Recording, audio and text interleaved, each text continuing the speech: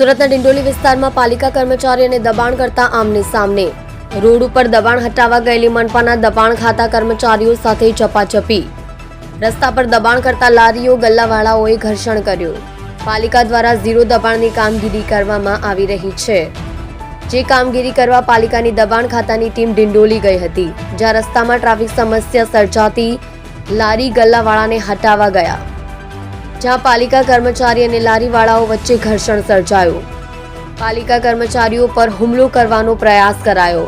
આ બાબતે પાલિકા કર્મચારી દ્વારા પોલીસ ફરિયાદ કરવાની તજવીજ હાથ ધરાઈ।